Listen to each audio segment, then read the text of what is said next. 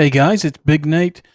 Another of Alex Kurtzman's shows has come to an end. A few weeks ago, Star Trek Lower Decks closed its doors for the last time, leaving potentially a new era of Star Trek to begin.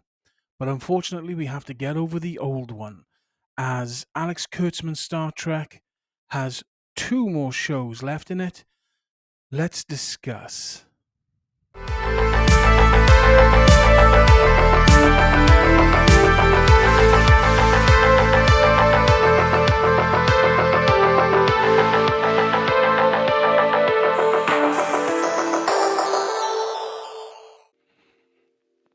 Now, with the end of Star Trek Lower Decks and a massive portal open to the multiverse, potentially ushering in a brand new and very interesting future for Star Trek, we have two shows coming out, one potential and one that is definitely coming out, and that is Star Trek Section 31.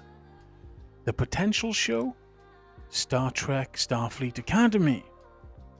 But we don't even know if that's getting off the ground yet. But what we do know is that Section 31 is going forward and is going to be released January 24th, 2025.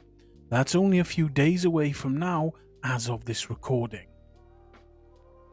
Now, Star Trek Section 31 could be an interesting show. I saw the advert for it, the trailer, and it looked okay, but the issue is it's following the continued nonsense that is the Section 31 from the Discovery era of Star Trek, and I was hoping that they would do something more interesting. You see, when Section 31 was first introduced in Deep Space Nine, it was a clandestine civilian organization. When they were trying to recruit Dr. Bashir to act as one of their agents, and failing to do so, they came off as this very dark, very intimidating section of Starfleet intelligence that acted completely independently from the Federation, from the Federation Council, from Starfleet Command, and from the Admiralty. They felt like this dangerous, threatening organization that would strike from the shadows at any given moment. It was fantastic. It was interesting. It was gripping. And the way that they took down Luther Sloan, the then only known agent of Section 31, to save Odo in Deep Space Nine was fantastic. We saw the nascent beginnings of Section 31 in Star Trek Enterprise, when the Klingons kidnapped Dr. Phlox in order to attempt to make Klingon augmented soldiers after the little snafu with the Sung-type augments taking over a Klingon bird of prey.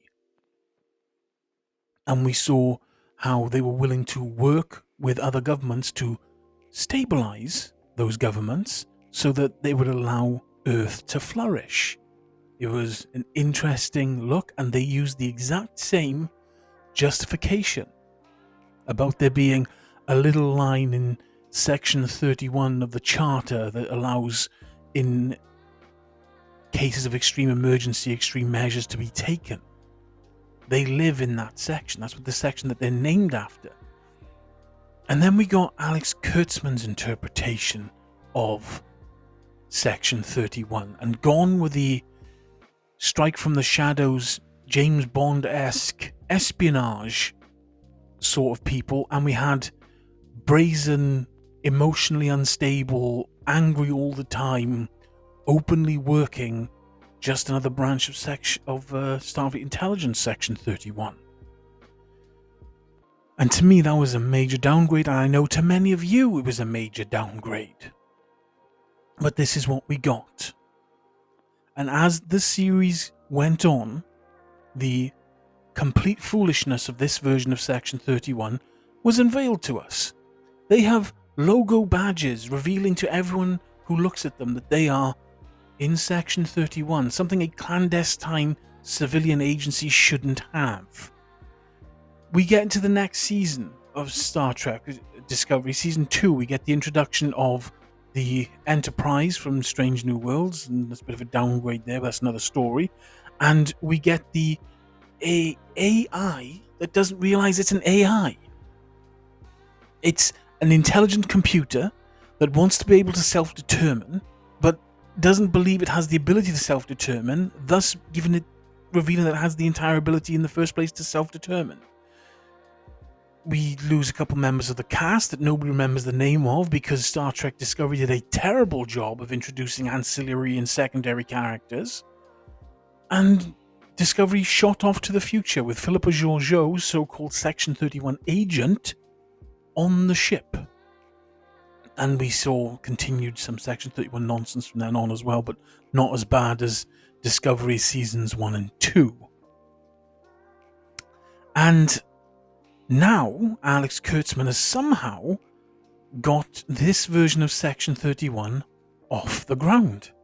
I don't know whether to be impressed that he's done it or dismayed that he's even doing it in the first place. But, this is what we have when it comes to Kurtzman Trek. So what do we know about Section 31 so far? Well, we know it's going to be set in the Lost Era. Now, there's two Lost Eras now, really, isn't there? There's the era between the end of Discovery and the beginning of Strange New Worlds. And then there's the traditional Lost Era, which is the end of the TOS series, which includes the end of the movies, which is The Voyage Home, and then restarting again in Star Trek The Next Generation with the Enterprise D.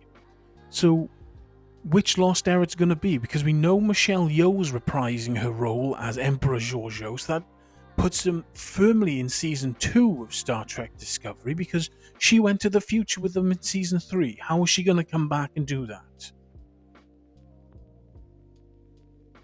It just seems completely unnecessary.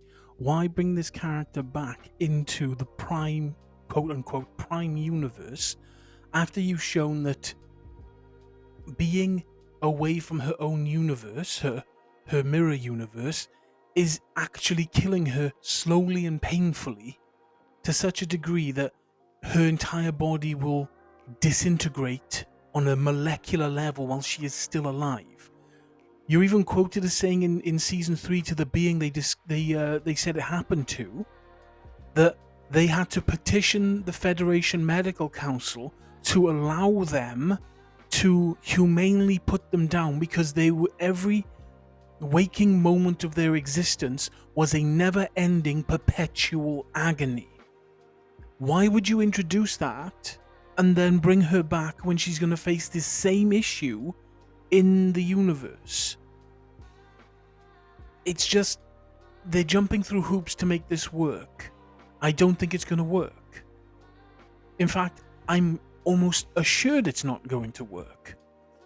The only known named character from the series that's coming back is Michelle Yeoh's Emperor Georgiou. And the character herself is not a strong enough character to hold an entire show together. And if they go the same route they went with Star Trek Discovery Season 3 forward for the quote-unquote madcap adventures, it's not going to work. It's just going to be another failed series and another black mark against Star Trek, which will make people less likely to watch new Star Trek and make the company less likely to spend money on new Star Trek. You can only have so many failures before the ship sinks. And trust me, the water is over the bow line, the ship is sinking.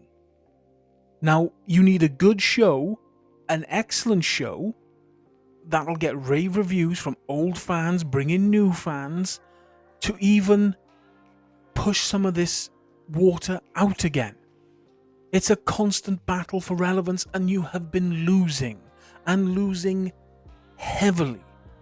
Nothing Alex Kurtzman has done has resounded with anyone Star Trek Strange New Worlds is coming out this year, I think, again with a new season, and I'm hoping it's going to be better than the last two, which were, let's face it, nothing to write home about. The only thing they did was damage the continuity of the original series. And granted, the original series was very episodic, so the continuity was a bit loose in the first place. But they went back over the original series' best episode, in my opinion, Balance of Terror. That to me was an attempt to try and save the show, because they knew they were damaging the continuity of the show. But it was terrible. They reworked the Gorn into this alien abomination similar to the aliens from Alien, the Xenomorphs, which doesn't make sense with how we see the Gorn later on. Now, they could fix that in season 3 of Star Trek Discovery. Like the Gorn, they were feral because they'd been eating non-intelligent creatures for so long that when they finally started eating intelligent creatures like the human, it fast-tracked their evolution and allowed them to become more human. But that doesn't stave off the fact that Gorn had never been seen before by the crew of the Enterprise in the original series. It doesn't change that. The same reason why people didn't like Cybok when they brought in Spock's pure-blood older brother, the same thing that people didn't like when they brought in Michael Georgiou, Spock's adopted sister. You're making unnecessary changes to canon.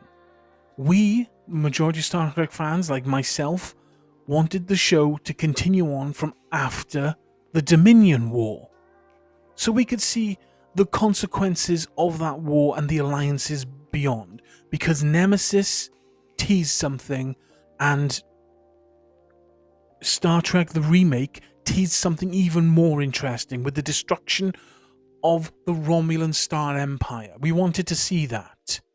Instead, you gave us Star Trek Picard. And that show was absolutely terrible. That was the worst singular series of television I've ever seen, and I have seen Jodie Whittaker's Doctor Who. It was terrible. And it had Star Trek's name plastered all over it. Star Trek needs a win. If it's going to come back into the zeitgeist, if it's going to come back into the mainstream, if it's going to come back from this hole that it's dug itself in, it needs a ladder. Section 31 is definitely not that ladder. Star Trek Lower Decks, however, they've set something up. Star Trek Lower Decks may be the saving grace of Star Trek, if someone wants to pick up that story in a live action sense.